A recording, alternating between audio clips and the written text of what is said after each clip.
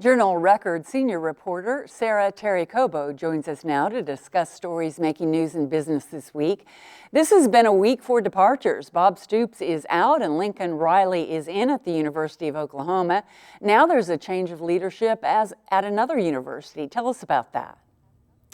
Right. Well, Robert Henry at Oklahoma City University emailed his colleagues this week and told them that he would be stepping down. He's actually going to be stepping down at the end of the academic year in 2018. He's going to take a year sabbatical, and then he will be back a year later to teach law and humanities.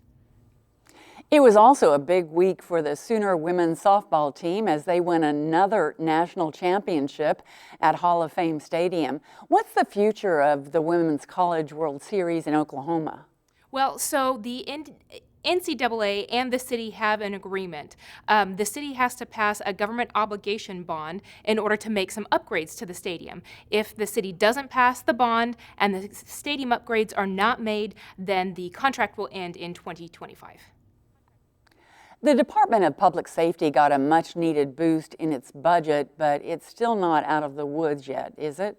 No, not yet. They did get an additional $6 million from one agency, and they got an additional $5 million from the Turnpike Authority, but they got $18 million less from the legislature than what they asked for, and they also got $4 million of their total appropriation actually came from their revolving fund, and so they still will be short-staffed. The Attorney General is taking on a dangerous drug problem in Oklahoma. What's he doing? Well, he's looking at opioid addiction, and so he's going to lean on pharmacists, hospitals, doctors, and also those who are in inpatient drug rehab to find out what works for people and how to get people who have addiction, suffer from addiction, treatment. But he also plans to be tough on those who deal drugs. Sarah Terry-Cobo with the Journal Record, thanks so much for being here. Great to be here. Thanks for having me.